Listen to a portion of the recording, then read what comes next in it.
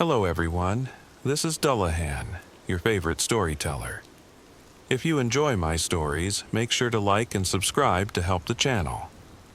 Comment below what stories you'd like to see next, and relax with today's stories. I don't know what made us pick that spot in the forest. I mean, we wanted something remote, something real, and off the beaten path, sure. But the silence, looking back, that should have been the first clue. But I guess, at the time, we just thought it was peaceful. Perfect spot for the night, Sam had said, laying down his pack on a thick patch of moss between tall, towering pines. We were all grinning, excited, thinking about how far away we were from everything. No phones, no lights from the city, just us, a tent, and our little campfire. Real camping. By the time we got everything set up, it was dusk. The air felt cold for late summer, colder than it should have been, and the shadows cast by the trees were long. I remember feeling just a little weird about it, but didn't say anything.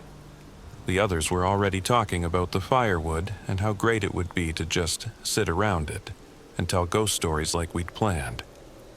I shrugged off the feeling and went along with it. The fire was a struggle from the start.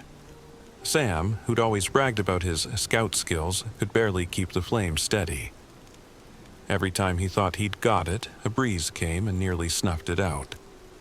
The rest of us laughed, teasing him, but a part of me didn't find it that funny. Even though the air felt dead still around us, the flames would just flicker, sputter, like something was trying to put them out. Eventually, he managed to get it going, and we huddled around, finally feeling some warmth. It felt better, safer somehow, with the fire between us and the trees, and we relaxed, settling in. It was right about then that I started noticing the silence. I mean, forests are supposed to have sounds at night, right? Bugs, crickets, maybe a night bird. But around us? Nothing. Not a single sound. I kept glancing into the trees, half expecting something to come out, something big, maybe a bear. But there was nothing, just this thick quiet that seemed to press down on us like the whole forest was holding its breath. The others must have felt it too, because at some point Mark, who never shuts up, was just staring into the woods with this strange, glassy look. He must have felt me looking because he shook his head and laughed, saying, "It's so quiet, man. I can almost hear my own blood pumping." We all chuckled, but it was that awkward, nervous kind of laugh, like we didn't actually think it was funny. Sam rolled his eyes and said something about us being paranoid, but his voice was a little off, too high, as if he was trying too hard to sound normal. And then the fire flickered again, lower than before, and I swear I felt something cold run down my spine. It wasn't the wind, it was that feeling you get when you know something's watching you, something you can't see.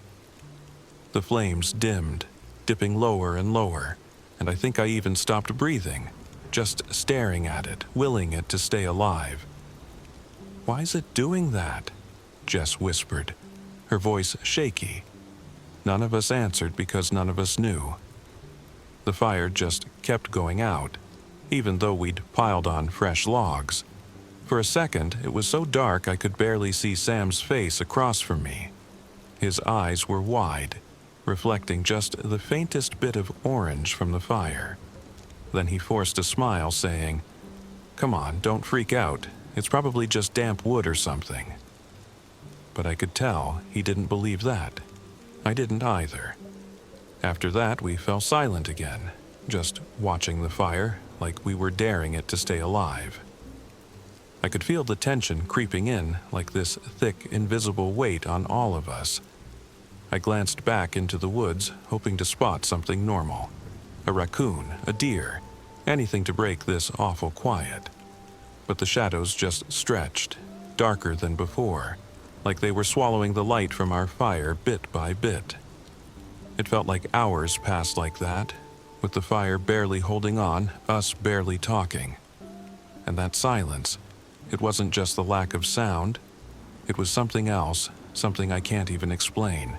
It felt wrong, like the whole forest was empty, like it was just us, cut off, far from anything else alive. At some point, we were all sitting there with our heads down, avoiding each other's eyes, and I think that's when I first really felt scared. Jess finally spoke, voice low and shaky. "Do you think, maybe, we should just go back to the car?" she asked. Sam looked at her, and for a second I thought he'd say yes. But then he forced a laugh and said, "It's just a little creepy, that's all. We'll be fine once we settle in." He started telling a story, probably hoping to lighten the mood, but his voice sounded flat, dead almost. Then, just as he finished the story, the fire gave one last little flicker and died. The fire went out, just like that. 1 second, there was this tiny, weak flame flickering on the edge of life, and the next, it was gone. We were plunged into darkness so fast it felt like someone had thrown a thick blanket over us. For a second, none of us moved or even breathed. I could hear my own heartbeat thudding in my ears, and I couldn't see a thing. Just nothing. "Light it up again, Sam," I whispered, trying to keep the panic out of my voice. But my throat was tight and I could barely get the words out. Sam didn't answer right away, but I could hear him fumbling around, trying to find the lighter. He finally flicked it on, his face lit up in this eerie, tiny glow, and started working to get the fire going again. But no matter what he did, the logs wouldn't catch. It was like the wood was damp, or the lighter was broken. He tried, and all the while, we sat there, watching the little light from the flame dance and flicker. Our nerves shot. Jess started breathing faster, and I reached out to calm her down, but my hand was shaking too. "Come on, Sam," I said, louder this time, my voice cracking. He didn't look at me, just muttered, "I'm trying. I'm trying." His hands were moving fast, but the lighter wouldn't hold the flame, and each time he got a small spark, it went out just as quickly as it came. It was like something was snuffing it out, something we couldn't see. Then Mark pulled out his flashlight. "Forget the fire," he said, clicking it on. But as soon as he did, it blinked and went dead. He shook it, muttering under his breath, and tried again. Nothing. I pulled out my phone, hoping at least the screen would give us some light, but the battery, which had been at 70% earlier, suddenly read 0. It was just dead. Jess pulled out her flashlight too, desperate. But the same thing happened, just a weak flash, then nothing. Our hearts were pounding now and nobody said a word. We were all thinking the same thing. This isn't right. Light doesn't just vanish like that. Power doesn't just drain for no reason. That's when we heard it. A faint shuffling noise, like something dragging through the dirt, moving slow and heavy just beyond the edge of our sight. I strained my eyes, trying to see, but it was useless. My imagination started filling in the darkness with shapes, with things lurking, watching us, waiting. Jess clutched my arm, her fingers digging in so hard it hurt. Did anyone else hear that?" Mark whispered, his voice barely more than a breath. Nobody needed to answer, we all heard it. That slow, dragging sound getting closer. "Let's go," I said, my voice shaking. "Back to the car, now." But nobody moved. We were frozen there, paralyzed by fear, by the dark, by the feeling that whatever was out there, it was waiting for us to make a move. Sam finally stood up, saying, "Yeah, let's go." He sounded braver than the rest of us, but even he was struggling to keep his voice steady. We got up, clinging to each other in the pitch black, and started moving, using our hands to feel our way through the darkness, branches scraping our arms and legs as we stumbled through the trees. Every few steps, I looked over my shoulder, trying to catch a glimpse of what was behind us. And then I saw it. Just a shadow at first. Something tall and dark, shifting in the trees. It wasn't clear, more like a darker patch in the night, moving in a slow, deliberate way. My heart leapt into my throat, and I gripped Jess tighter. "Did you see that?" I whispered, but she was too scared to respond. The shuffling sound was getting louder, closer, and I felt like I could almost feel its presence. It wasn't just that we could hear it. There was this pressure, like the air was thickening around us, like the darkness itself was alive, pressing in on all sides. Then something brushed past my shoulder, something cold and dry, like a breeze but more solid, more real. I froze, too terrified to turn around, and I felt Jess go rigid beside me. "We need to run," she whispered, her voice barely audible but full of so much terror that it set off an electric shock through my whole body. I didn't even think. I just grabbed her hand and bolted, dragging her with me, my feet stumbling over roots and rocks. I could hear Sam and Mark right behind us, their breaths ragged and quick. We didn't know where we were going, but it didn't matter. We just had to get away. I glanced back once, just once, and saw it. A tall, dark figure moving slowly, almost gliding, its body a twisted, inky shadow against the blackness of the trees. And though I couldn't make out its face, I felt its eyes on me, watching, following us as we tried to escape. "Keep going," Sam shouted, his voice desperate, pushing us forward. We tripped and stumbled, practically dragging each other through the trees, every second expecting to feel that cold, heavy hand grab us, yank us back into the darkness. We could barely see, barely breathe, but the feeling of that thing right behind us kept us moving, faster and faster, until finally we reached a small clearing. We stopped, gasping for air, our hearts pounding so loud it was all I could hear. But the darkness didn't let up. It felt even thicker here, as if the whole forest was closing in. Then, in a weak, shaking voice, Jess whispered, "What do we do now?" And I didn't have an answer. I was out of ideas. We were lost, our lights were dead, and whatever was out there, it was still watching us. And in that moment, I realized that it wasn't just the fire that had died back there. Something else had gone out too, something we couldn't get back. We stood in that clearing, all of us breathing like trapped animals. The dark closing in so tight it felt like it was pressing the air out of our lungs. My hands shook as I searched my pockets, desperate for something that would keep the shadows at bay. My fingers closed around a box of matches, and I let out a tiny, shaky breath of relief. I struck a match, and a weak, flickering light lit up our faces. For a moment, the shadows seemed to draw back, revealing our terrified expressions, each of us wide-eyed and pale, our faces smeared with dirt and tears. The tiny flame reflected off something behind Jess, a glistening, wet smear on the ground, dark and thick. My stomach turned as I realized it was blood, a trail leading back into the forest. The match burned down to my fingers, scorching my skin, and I yelped, dropping it. The darkness came crashing back in, suffocating. I fumbled, grabbed another match, and struck it hard, lighting it just in time to see something huge moving in the shadows. It was hunched, its limbs long and twisted, each one ending in sharp, bony points that scraped along the ground as it dragged itself closer. A wet, hacking noise filled the air, like something trying to cough or choke, and I nearly gagged. Its head turned slowly toward us, and even in the dim light, I could see its face, or what was left of it.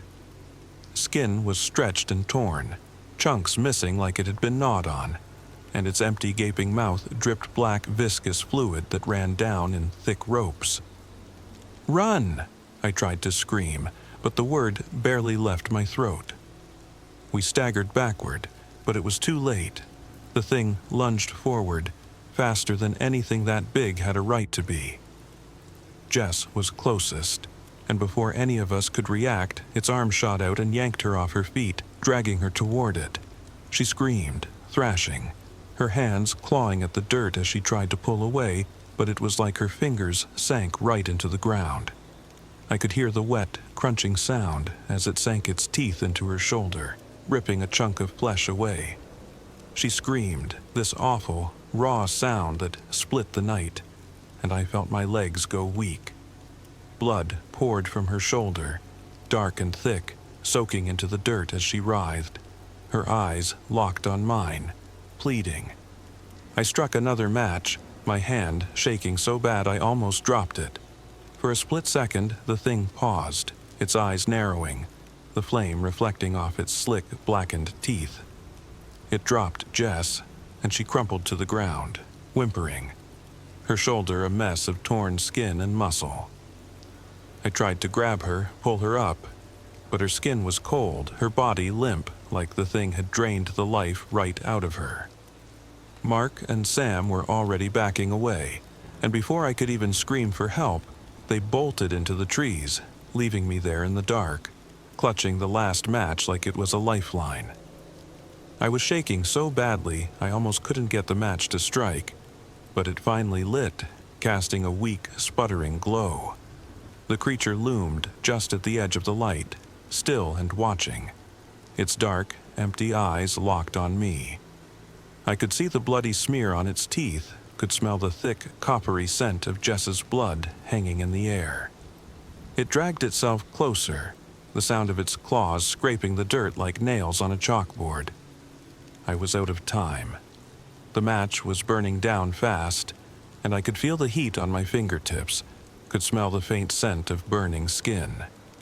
I knew I had seconds, maybe less, before it would go out, before the dark swallowed me whole. The last thing I saw, just as the flame died, was the thing's face right in front of mine, its mouth stretching wide, jagged teeth glistening as it lunged for me.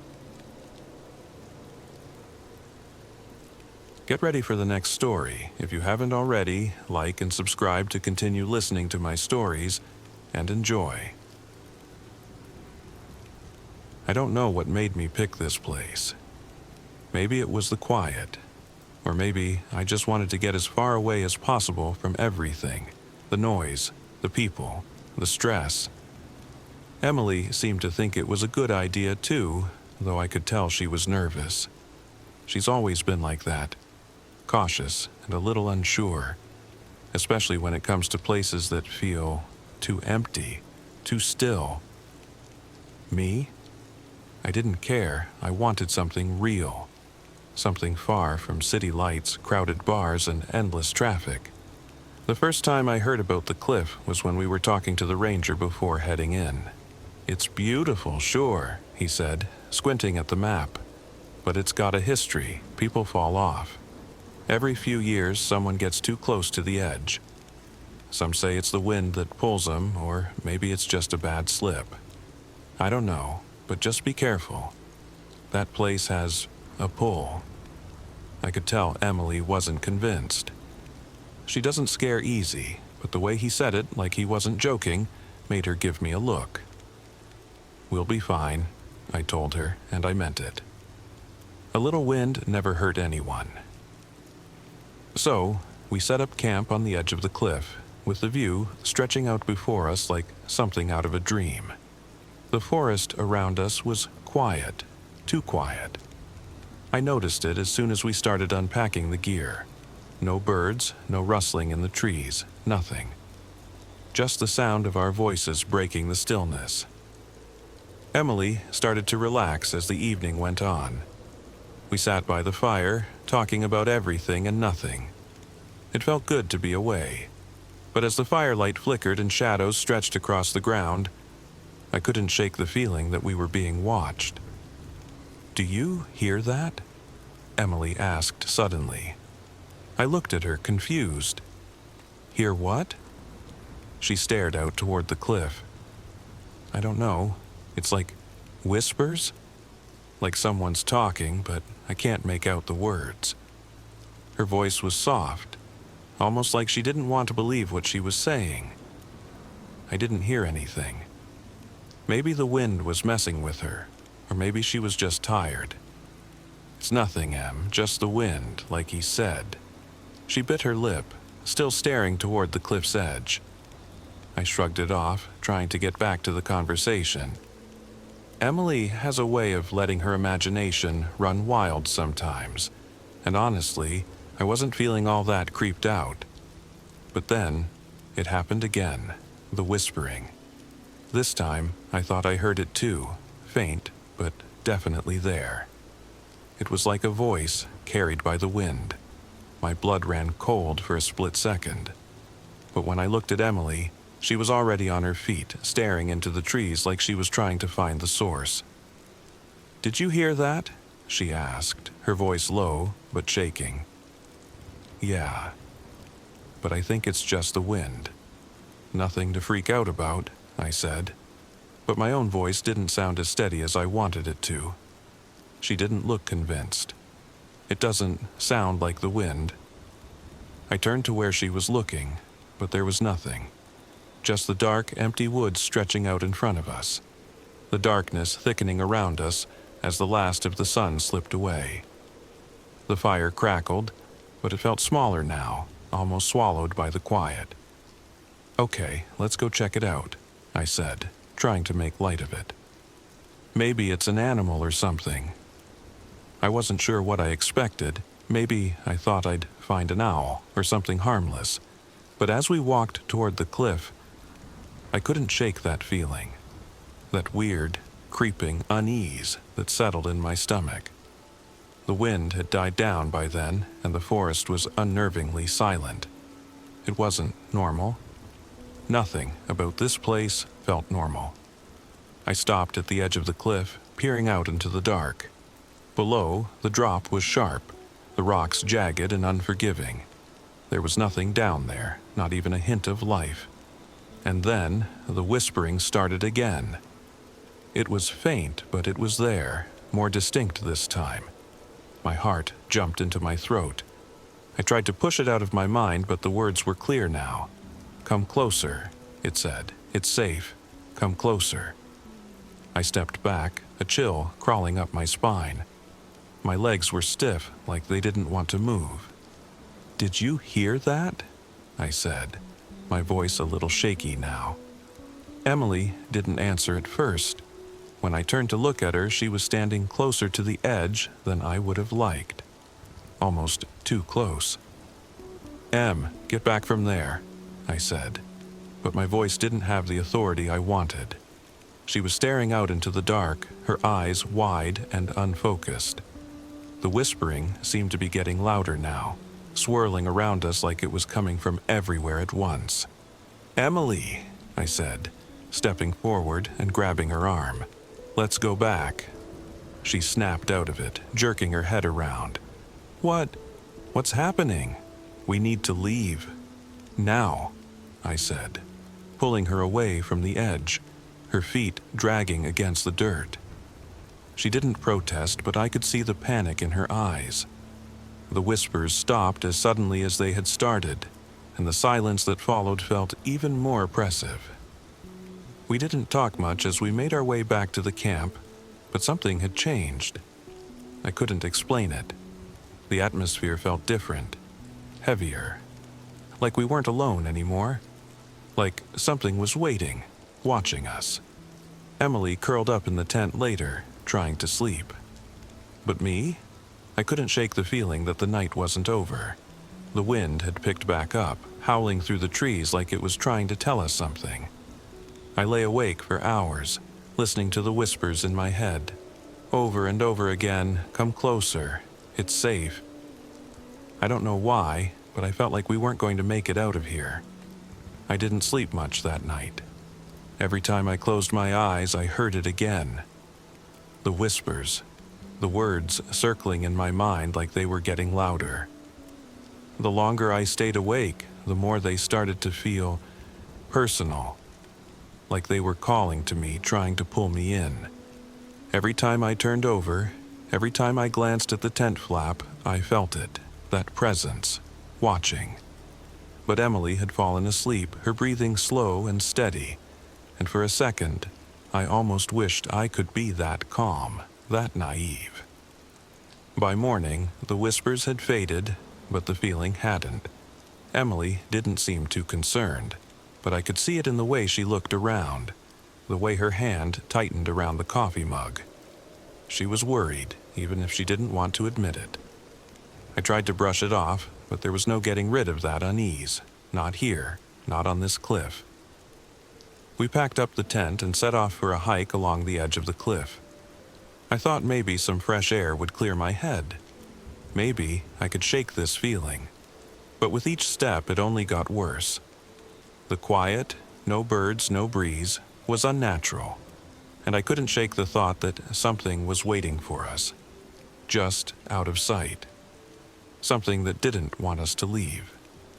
"You all right?" Emily asked as we reached the first part of the trail, the ground dropping sharply on one side. She looked up at me, her eyes a little too wide, her voice a little too tight. "Yeah, just, you feel it too, don't you?" She nodded, biting her lip. "It's not just me then." We didn't speak much after that. The silence between us grew, and I could feel the weight of it pressing down. I thought I heard the whispers again, faint but clear in my mind, like they were carried on the wind.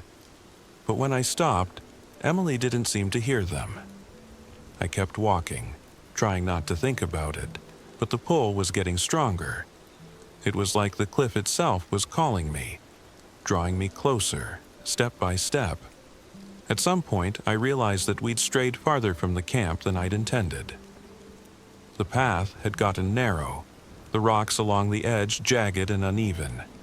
Emily kept looking over the side, her eyes scanning the drop below, her face pale. "Maybe we should head back," she said, her voice quieter now. "This doesn't feel right, Ethan." I didn't say anything. Part of me agreed with her. Every instinct I had was screaming to turn around, to go back to the safety of the camp. But something kept me moving forward. It was like I was being drawn to the edge, like I couldn't stop myself. I didn't know why, but it was as if something was pulling me to that spot, that very place. Then I heard it, the whispering again. But this time it wasn't in my head. It was louder, like it was coming from the air itself, swirling around us. "Ethan, come closer. It's safe now." I froze. My heart pounded in my chest, and I looked over at Emily. She was staring down into the abyss like she didn't even see me. Her eyes were wide, unfocused, and her hand was trembling as she gripped the rocks beside her. "Emily, stop!" I shouted, rushing toward her. But she didn't respond. She just kept staring, her body stiff, as if she couldn't hear me. The whispers grew louder, clearer. "Ethan, come closer. It's waiting for you." I grabbed her by the arm and pulled her back, but it felt like something was fighting me. The ground beneath us felt unstable, like it was shifting, moving, as if the cliff itself was alive, trying to pull us closer to its edge. I tried to pull her further away, but the weight of the air around us felt wrong. It was like we were being pushed toward the cliff, not pulled by our own feet. The ground cracked beneath us, the rocks crumbling, and I felt myself losing my balance. "Come on!" I yelled, but Emily's hand slipped from mine. In an instant, she stumbled forward, one foot slipping over the edge. She screamed, and I lunged forward, grabbing for her. My hand brushed hers, but it wasn't enough. She was gone. I don't know how long I stood there, staring down at the dark abyss below. Her scream echoed in my mind, reverberating through my skull, but there was nothing I could do, nothing I could say. I felt paralyzed, like the very air around me had thickened, pressing in on me, holding me in place. I don't even remember how I moved, but at some point my legs started working again and I found myself backing away from the cliff, stumbling over the jagged rocks. My breath came in short gasps. I didn't even look back at the spot where she fell. I didn't want to. I couldn't.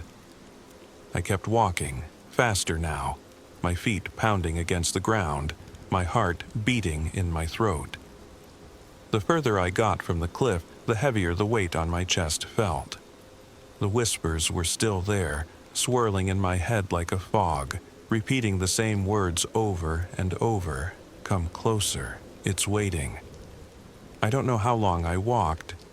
It was like the world had shifted, like the night had come alive in a way that didn't make sense. It wasn't just the shadows that made everything feel wrong. It was the way the darkness seemed to press in from all sides, the way the trees seemed to move when I wasn't looking directly at them. When I reached the camp, I didn't stop. I grabbed my backpack, throwing things into it, ignoring the fact that I was trembling. My hands wouldn't stop shaking, but I kept moving, kept packing. The whispers were still there, pulling at me, drawing me in, but I couldn't stand to be here anymore. I couldn't stand the silence, the weight of it. It wasn't just the cliff, it was everything. I don't remember the exact moment I decided to leave. Maybe it was when I realized I couldn't stay in a place that had taken her, that had taken Emily, without a second thought. Maybe it was the way the air felt around me, heavy and oppressive, like something was waiting, watching. I left the camp without looking back. I didn't care if I was supposed to be careful or if the ranger warned us. I didn't care about anything anymore. All I knew was that I had to get away. I didn't even bother starting the car. I just ran, deeper into the forest, as far away from that cliff as I could. My mind was a blur, and every step felt like I was fleeing from something that would never let me go. I didn't stop. I didn't care if I was lost. The forest could swallow me whole if it wanted to, just as long as I never had to see that cliff again. Never had to hear the whispers. I don't know how far I ran. I don't know how long I was out there. But eventually, I found myself standing at the edge of a road, far from the camp, far from everything. The sun was rising, and the world felt still. I didn't feel safe, though. Not really. I thought I heard something in the distance. Maybe it was the wind, maybe it was my imagination. But when I looked over my shoulder, I felt that same cold dread creeping up my spine. I didn't stay long. I couldn't. And I'll never go back. Get ready for the next story. If you haven't already, like and subscribe to continue listening to my stories, and enjoy. I don't even know why I agreed to that camping trip. It seemed like a good idea at first. A night by the lake, the full blood moon that only happens once every few decades. Ben had been the one hyping it up for weeks, saying how epic it would be. I thought it might be fun too. You know, a little break from everything, just us and nature.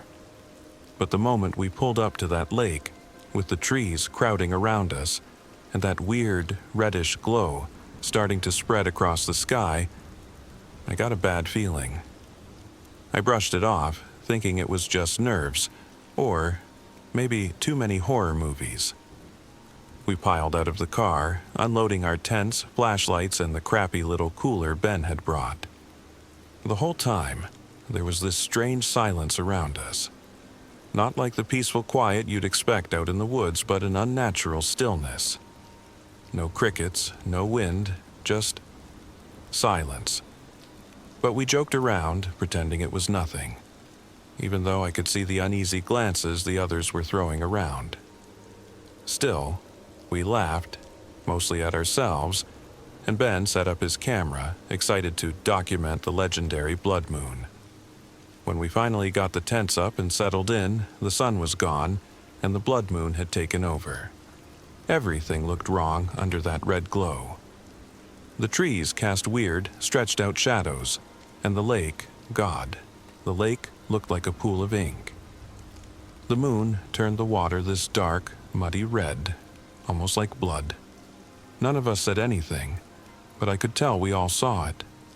Then it was Emily who first noticed. It. She squinted out at the lake, and her face went pale. "Guys, do you see that?" she whispered. I followed her gaze, but it took a second for my eyes to adjust. And then I saw it, something dark, just under the water. I thought maybe it was a log or a big fish or something. But then it moved, just a little, barely enough to notice, but it was there, shifting slowly beneath the surface. It almost looked like a shadow, but not quite. Like something was watching us from the depths, waiting. We all stood there, staring, no one saying anything. Finally, Ben laughed, but it sounded forced. "Probably just some junk in the water," he muttered, but I could tell he didn't believe it. I didn't either. That's when Emily turned to me, her face pale, and said, "It moved, didn't it?" I laughed, too, mostly to calm myself down. "Yeah, it's probably just our eyes playing tricks on us," I said, but I couldn't shake the feeling that something was very wrong. And that's when Sarah started muttering. At first, I thought she was just talking to herself, maybe a little freaked out. But her voice was so low, almost like she was chanting or praying. The words sounded harsh, like nothing I'd ever heard before, some language none of us recognized. We all just stared at her, but she kept going, her eyes unfocused, looking somewhere past us, past everything. It was chilling. Emily reached out and shook her arm, and Sarah snapped out of it, blinking like she'd just woken up from a dream. "What?" she asked, looking confused. She didn't seem to remember muttering anything. She said she was just spacing out, but it left a weird tension in the air. None of us could look at each other. I could tell we were all thinking the same thing. What was happening to us out here? We tried to shake it off, to get back to our fun camping trip, but it wasn't working. Every so often, I'd glance back at the lake, at that dark shape below the water, and it still hadn't moved, just floating there, as if it was watching, waiting for something. I started feeling dizzy, my stomach twisting up in knots, like something was pressing down on me, making it hard to breathe. Ben tried to break the tension by telling some dumb ghost story, but none of us were really listening. Our eyes kept darting back to the lake, to that shadow. We tried not to act scared, but I could see it in everyone's faces, the tension, the unease, and that's when Sarah started muttering again. Only this time, it wasn't a whisper. Her voice was low, almost guttural, each word coming out slow, deliberate. The sound sent shivers down my spine. Emily tried to laugh, saying, "All right, enough with the creepy chanting," but her voice cracked. Ben was silent. None of us knew what to do. We were just standing there, in the middle of nowhere, under a blood-red sky, staring at our friend like she was a stranger. The silence was back, pressing down on us. No one moved, and I remember thinking, maybe we should leave. Just get in the car, pack everything up, and leave. But we didn't. We stayed, too scared to leave, too scared to stay. And as I looked back toward the lake, I swear that shadow shifted again, like it was coming closer. I don't know why we stayed. My mind kept screaming to leave, to run, but my feet wouldn't move. Maybe it was the blood moon messing with our heads, making us feel like we had no choice but to stay, or maybe we were just too scared to even think straight. Either way, we stayed. And I'm pretty sure that's where everything went wrong. We were all huddled together near the tents, trying to avoid looking at the lake, but it was like it had this pull. Like every time we looked away, we'd feel the need to glance back to see if that thing was still there. And every time we looked, it was. Ben was the first one to crack. He got up, muttering something about checking it out, about how it's just a shadow, just some weird plant or something. He took a few steps toward the lake, the red light from the moon making him look like he was walking straight into hell. We tried to call him back, but he ignored us, eyes locked on that shape in the water. And then he froze. I'll never forget the look on his face. It was like he was trapped, like his eyes were glued to the thing under the surface. I could see his whole body go stiff, and his mouth opened, but no sound came out. He looked back at us, wide-eyed and terrified, but his feet kept moving, pulling him toward the water like he was on strings. I grabbed his arm, trying to pull him back, but he just shook me off, his eyes blank, staring past me. "It's calling me," he whispered, his voice like it was coming from somewhere far away. And that's when Sarah screamed. I turned, and she was on the ground, convulsing, her whole body jerking and twisting like something was inside her trying to break out. Emily dropped to her knees, trying to hold her down, but Sarah was too strong, too wild. Her eyes were rolling back, and her mouth was moving, mumbling that same weird language she'd muttered before, only now it was louder, more frantic. Her lips were bleeding from how hard she was biting down, and her hands were clawing at her own skin, tearing lines into her arms. I just froze. I didn't know what to do. Emily was shouting, trying to get Sarah to snap out of it, but it was like she couldn't even hear us. And the blood. God, there was so much blood. It was everywhere, staining the dirt, running down her face. I wanted to run, to look away, but I couldn't. My body wouldn't let me. Then, just as suddenly as it started, Sarah went still. Completely still. Her eyes were closed, her breathing shallow. I thought maybe she'd passed out, that she was finally done. But then, she opened her eyes. And they were wrong. Completely wrong. They were black, like the lake, with no whites, just two bottomless pits staring back at us. "Leave," she whispered, her voice echoing, like there were 100 people speaking through her. Her face twisted into this awful, distorted grin, her teeth bloody, and her head tilted, almost like she was listening to something we couldn't hear. "We have to go," Emily whimpered, grabbing my arm, her fingers digging into my skin, but I couldn't move. I kept staring at Sarah, at whatever had taken over her, and the whole time, that shape in the lake just kept shifting, almost like it would... growing. Ben started walking toward the water again, slower this time, his face blank, empty. I grabbed him, tried to shake him, but he just kept going, his feet dragging in the dirt like he was sleepwalking. "Ben, please!" I shouted. But he didn't even blink. I could feel tears streaming down my face, mixing with the sweat and the dirt. But he just kept going, closer and closer to the edge. And then he was in the water. The moment his foot touched the surface, it was like the lake came alive. It started bubbling, this thick, dark sludge oozing up and wrapping around his legs, pulling him in deeper. He didn't even struggle, just kept walking, sinking inch by inch into the water, his eyes empty, his face blank.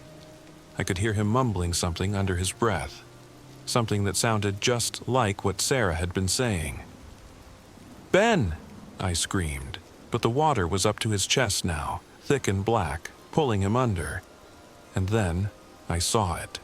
Those eyes, staring up from below, glowing with a sick, hungry light. They were pulling him down, dragging him into the depths, and there was nothing I could do to stop it. I tried to run, to grab him, but Emily held me back, her grip iron tight. "Don't," she whispered, her voice choked with fear. "It'll take you too." I looked back at Sarah, hoping maybe she'd come back to her senses, but she was just standing there, smiling. Her eyes as black as the lake, blood running down her face. And then she started walking too, slowly, one step at a time, toward the water, her arms outstretched, like she was welcoming it, embracing it, and I couldn't take it. I couldn't. I tore myself away from Emily, stumbling back, barely able to breathe. All I could see were those eyes in the water, that darkness, and Sarah's twisted, bloody smile as she sank down, down, into the lake. I don't know how I got out. I don't remember. I just remember running, my heart pounding, my lungs burning, and the sound of that chanting echoing in my ears. Even now, I can still hear it sometimes, late at night. That voice calling me back to the lake, to the blood moon, waiting to claim me too.